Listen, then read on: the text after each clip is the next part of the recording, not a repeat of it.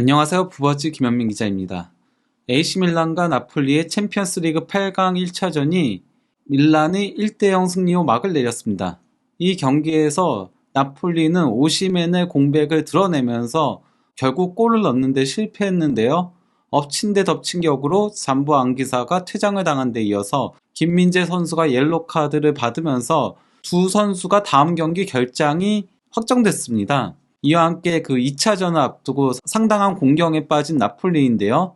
밀란과 나폴리의 챔피언스리그 8강 1차전을 리뷰해 보도록 하겠습니다. 먼저 그 양 팀의 포메이션을 살펴보도록 하겠습니다. 먼저 그 밀란은 지난 그 나폴리와의 경기에서 4대0 대승을 거두었을 때에 선수단과 포메이션을 그대로 들고 나왔습니다. 베나세르를 공격형 미드필더로 전진 배치시켜서 이제 로보트카를 압박해서 괴롭히겠다는 전 포석인 건데요. 지루가 최전방 원톱에 선 가운데 레앙과 브라임 디아스가 좌우 윙에 배치됐습니다. 그리고 토날리와 크루니치가 수비형 미드필더에 배치되면서 베나세르를 후방에서 지원해주는 역할을 했고요. 좌우 풀백의 테오 에르난데스와 칼라브리아, 그리고 토모리와 키에르가 중앙 수비수로 선발 출전했고 메냥 골키퍼가 골문을 지켰습니다. 나폴리는 오시멘과 시메오네가 동시에 부상을 당한 데 이어서 라스파도리도 정상 컨디션이 아니었기 때문에요. 훈련 과정에서는 흐비차 크바라첼리아를 가짜 9번으로 실험했다라고 보도들이 나오기도 했지만요. 이 경기에서는 엘마스를 가짜 9번으로 배치시키는 약간 변칙 전술을 활용을 했습니다. 흐비차 로사노가 좌우 윙에 배치가 됐었고요. 로보트카를 중심으로 지엘린스키와 안기사가 역삼각형 형태로 중원을 구축했고요. 후이와 디 로렌초가 좌우 풀백에 김민재 선수와 라흐마니가 중앙 수비수를 책임졌고 골문은 메렉 골키퍼가 지켰습니다. 경기는 초반 나폴리의 일방적인 공세 속에서 이루어졌습니다.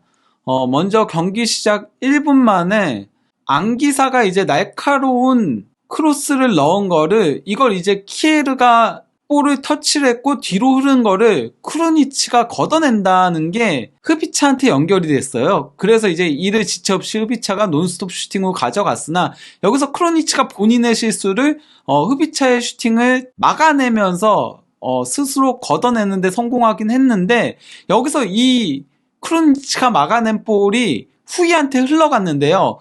후이의 슈팅이 골대를 훌쩍 넘어가고 말았습니다. 사실 이거는 골을 넣을 수도 있었던 상당히 결정적인 장면이었는데 아쉬운 슈팅 처리였다라고 할 수 있겠죠. 사실 이번 경기에서는 후이와 잠부 안기사 이 두 선수의 부진이 조금 눈에 띄는 경기긴 했었습니다. 그리고 나폴리는 3분경에 흐비차가 단독 돌파로 측면을 완전히 해집고 가다가 여기서 이제 그 컵백 패스를 내줬고 이를 받은 안기사가 강력한 중거리 슈팅을 골대 상단속으로 가져갔으나 메냥 골키퍼가 손끝 선방으로 막아냈습니다. 메냥 골키퍼는 이 경기에서 상당히 많은 선방들을 펼치면서 승리의 1등 공신이 됐었는데요.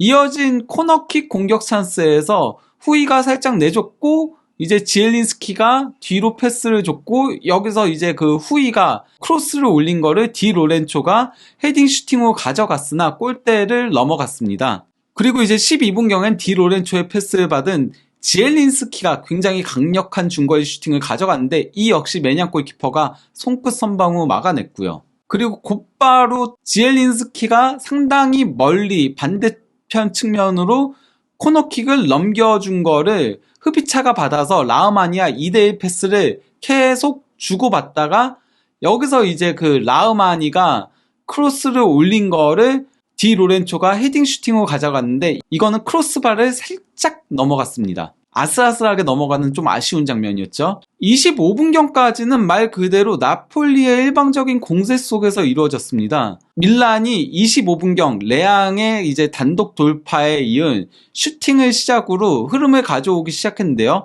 이거는 이제 레앙이 수비 진영에서 볼을 받아서 정말 단독 드리블로 나폴리 페널티 박스 안까지 들어왔는데 이게 너무 긴 거리를 볼을 끌고 오다 보니까 슈팅의 정확도가 다소 떨어지면서 골대를 아슬아슬하게 빗나갔던 장면이었죠. 레앙의 슈퍼 솔로 플레이라고 감히 표현할 수 있을 정도의 멋진 플레이였습니다. 밀란이 40분경 선제골로 앞서 나가게 됐는데요. 디아스가 역습 과정에서 수비 진영부터 상대 공격 진영까지 볼을 단독 드리블로 끌고 올라오다가 패스를 내줬고, 여기서 이제 레앙이 날카로운 땅볼 크로스를 연결해 준 거를 반대편 측면에서 세도에 들어오던 베나세르가 논스톱 슈팅으로 골을 넣은 거였습니다. 그 나폴리 선수들이 사실 그 레앙한테 그 단독 돌파 허용하기 이전까지는 말 그대로 압도하고 있었거든요. 근데 그 레앙의 플레이 이후에 지난 그 맞대결에서 0대4로 대패했을 때 이런 그 레앙과 브라임 디아스의 단독 돌파 그리고 빠른 측면 돌파에 상당히 휘둘리면서 실점들을 허용했었잖아요. 그것 때문에 너무 지나치게 의식했던 게 아닌가 싶은 생각이 들었어요. 참고로 이 골은 베나세르가 선수 경력을 통틀어 첫 챔피언스리그 골이었습니다. 원래 베나세르는 수비형 미드필더로 골과는 그렇게 인연이 없는 선수다 보니까, 하지만은 나폴리 상대로는 공격형 미드필더로 전진 배치되는 그런 변칙 전술을 통해서 재미를 톡톡히 보고 있다라고 할 수 있겠죠.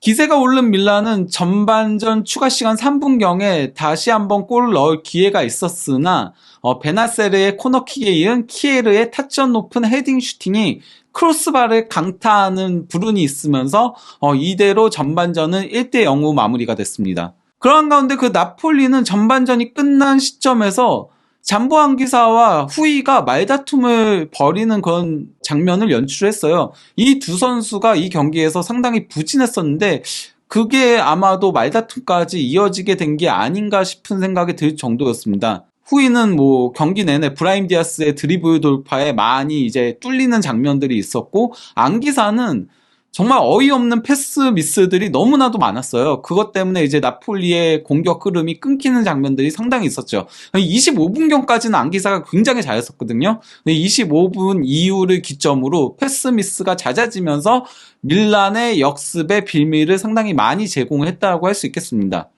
전반전 기록을 놓고 보면은 나폴리가 공격을 주도하긴 했어요. 뭐 점유율에서도 55대 45로 앞섰고요. 또 슈팅 숫자도 9대 5로 더 많았어요. 그리고 코너킥 역시도 4대 3로 하나가 더 많았는데요. 그 밑에 이제 공격 위협도 그래프를 보더라도 사실 그 40분까지만 하더라도 나폴리가 공격을 계속 주도를 하고 있었거든요.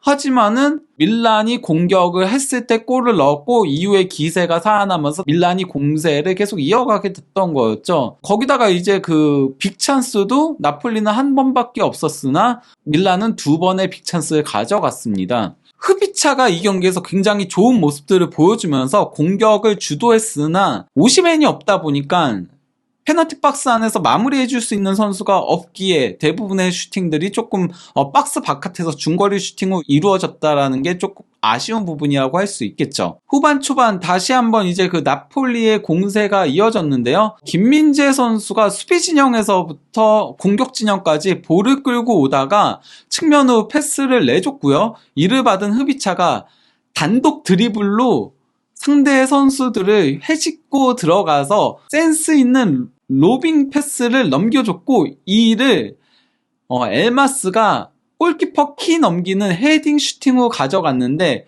매냥 골키퍼가 뒤로 물러서면서 점프해가지고 손끝으로 쳐냈습니다. 골이 들어갔다면 상당히 센스 있는 헤딩 골이 될 수 있었는데 매냥의 선방에 다시 한번 눈물을 흘려야 했던 나폴리였죠. 이어진 코너킥 찬스에서 지엘린스키가 이제 올린 코너킥을 디 로렌초가 헤딩 슈팅으로 가져갔는데 이거는 매냥 골키퍼 정면으로 향했습니다. 이러한 가운데 그 67분경에 밀란이 베나세를 빼고 측면 공격수인 살레마키어스를 투입하면서 먼저 교체 카드를 활용을 했습니다. 이에 맞춰서 나폴리 역시 이 경기에서 다소 부진했던 로사노를 빼고 공격수 라스파도리를 넣으면서 그러면서 이제 엘마스를 오른쪽 측면 윙으로 보직을 변경을 시키는 장면이 연출됐었죠. 사실 이 시점이 나폴리가 공세를 이어갔어야 되는 상황이었는데요. 하지만 나폴리는 안기사가 그 테오가 돌파를 하는 과정에서 잡아 끌면서 파울을 범해서 이 경기 첫 번째 옐로를 받은 데 이어서 74분경에 다시 한번 이제 그 테오가 돌파해 가는 과정에서 다리를 높게 들어서 파울을 하면서 옐로 카드 누적으로 퇴장을 당하는 악재가 있었습니다. 근데 이거 그 안기사가 먼저 볼을 건드린 다음에 테오를 걷어차게 된 장면이었거든요.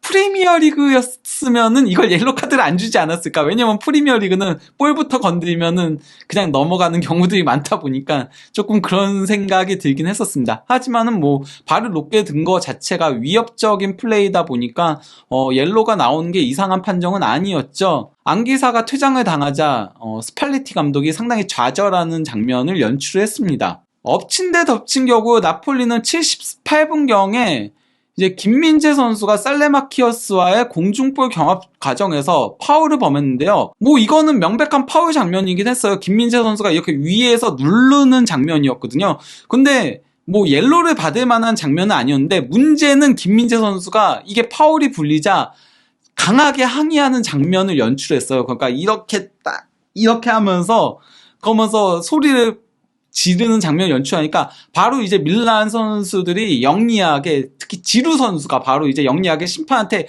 이거 항의했으니까 옐로 줘라 이렇게 심판한테 어필했고, 심판은 이에 김민재 선수한테 옐로 카드를 줬는데요.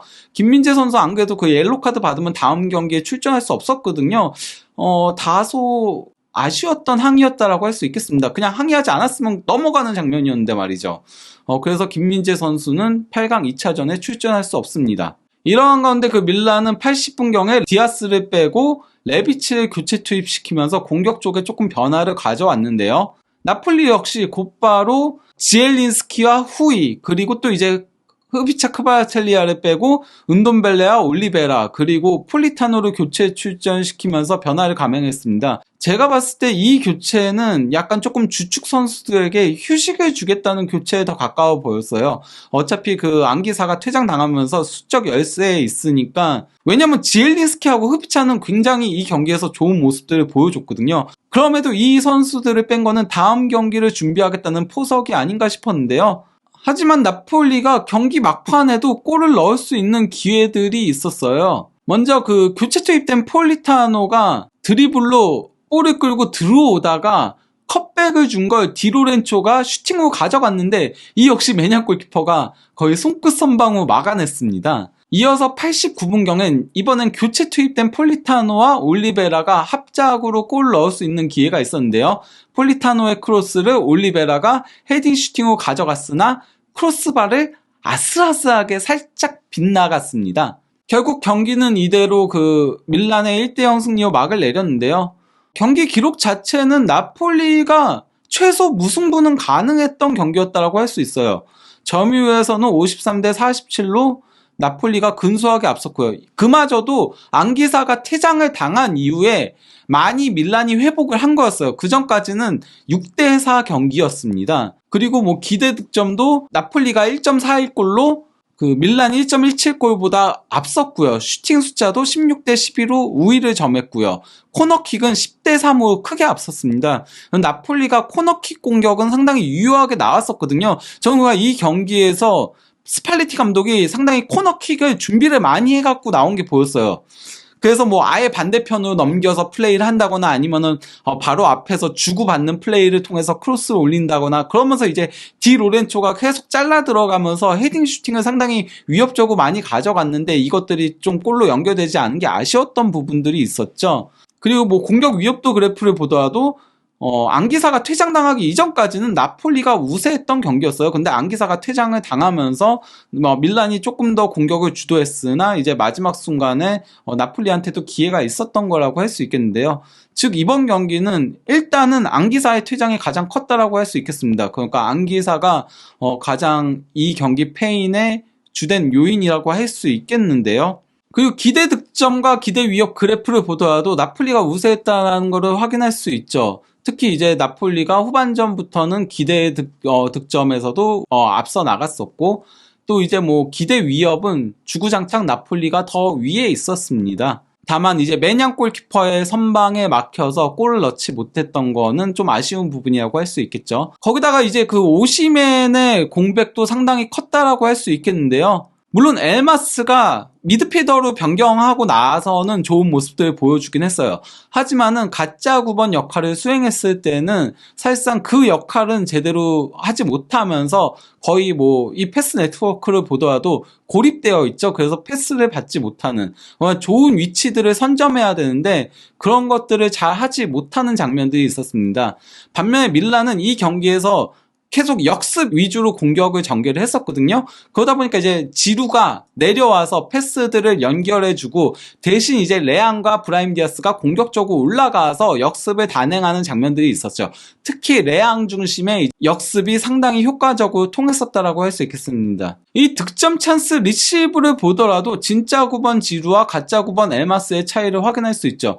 지루는 득점 찬스 리시브를 가장 많이 기록한 선수인데 반해 엘마스는 물론 뭐 엘마스도 나중 가서는 미드필더로 가서 조금 기회들을 잡았기 때문에 올라갔지만은 공격수였을 때는 사실 이게 한 번 정도 제외하고는 슈팅을 거의 가져가지 못할 정도로 고립되는 장면들이 많았습니다. 그리고 점유 구역을 보더라도 엘마스가 좀 그가 가짜 9번에는 맞지 않는 선수라는 걸 확인할 수 있는데요. 볼이 있을 때는 그래도 종쪽으로 움직이면서 플레이들을 어느 정도 했어요. 하지만은 문제는 왼쪽이 이제 볼이 없을 때의 그래프인 건데 공격수는 최전방 공격수는 볼이 없을 때의 움직임이 중요하잖아요. 그래서 박스 안에서 빈 공간을 들어가서 골을 넣는 이런 것들 그리고 버텨주는 그런 플레이들이 중요한데 엘마스가 아예 사라지고 없죠. 볼이 없을 때는 전혀 점유하지 못했다는 소리인 겁니다. 오시맨이 있었다면은 이런 것들에서 있어서 다른 모습들을 보여줄 수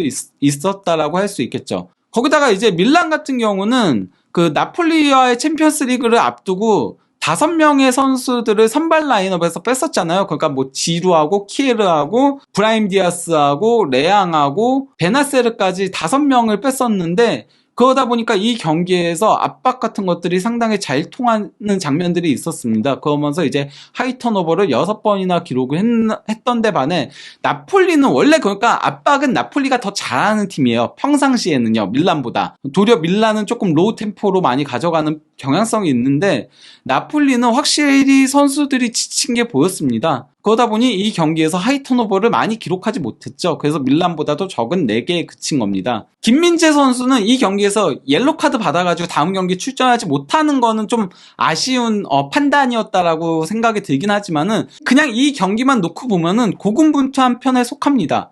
일단 뭐 히트맵을 보시면 아시겠지만은 상당히 이 경기에서 공격적으로도 많이 올라가가지고 플레이들을 했었거든요. 그러면서 넓은 지역들을 많이 커버하는 장면들이 있었습니다. 특히 후이가 이 경기에서 상당히 수비적으로 많이 흔들렸었기 때문에 김민재 선수가 그걸 상당히 커버를 많이 해줬었는데요.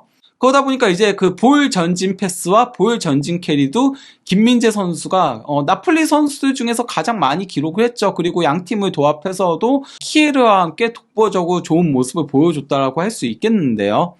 심지어 그 경합 그래프 역시도 김민재 선수가 가장 높습니다. 물론 뭐 경합을 성공시킨 거는 흐비차라던가 이제 로브트카라던가 레앙이 더 많이 기록을 하긴 했는데 이거는 이제 그 경합을 얼마나 잘했느냐예요. 그러니까 경합 성공과 실패를 보는 건데 김민재 선수는 경합 성공을 8회를 했는데 실패는 단 1회밖에 없어서 플러스 마이너스를 하면은 가장 높은 수치를 기록을 하게 된 겁니다.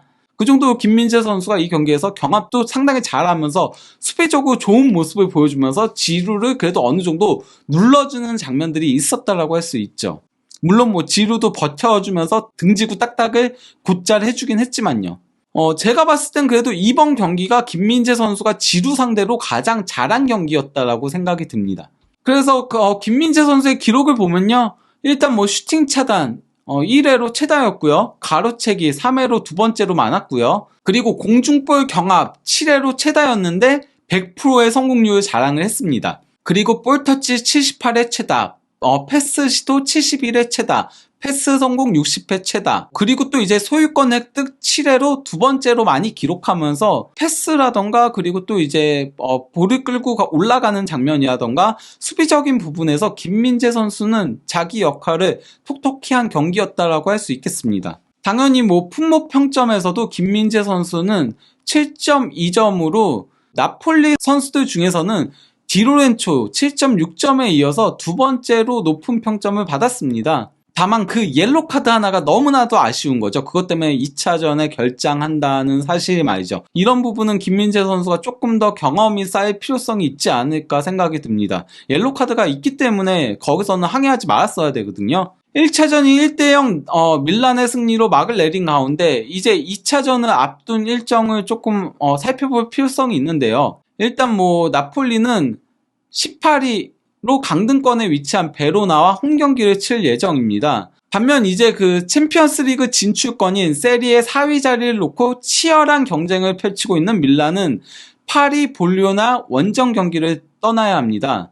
즉 그 2차전을 앞두고 가지는 경기 자체의 난이도는 나폴리가 훨씬 수월하다라고 할 수 있겠는데요.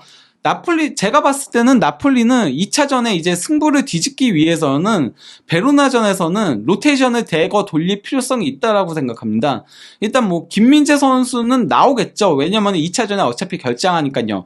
그 잠보 안기사도 2차전에 결장하니까 당연히 베로나전에 나오겠지만은 흐피차라던가 아니면 라흐만이라던가 이런 선수들은 조금 휴식을 줄 필요성이 있지 않을까 생각이 들었습니다. 로보트카 같은 선수들도 말이죠. 어쨌건 비록 0대1로 패했고 또 이제 안기사의 퇴장과 김민재의 2차전 결장까지 악재가 많이 따르긴 했지만은 결과 자체는 한 골차 패배였어요. 거기다가 2차전은 나폴리 홈에서 있을 예정이니까요. 나폴리가 2차전에서 과연 뒤집을 수 있을지 앞으로의 행보도 주목해서 보시기 바랍니다. 감사합니다.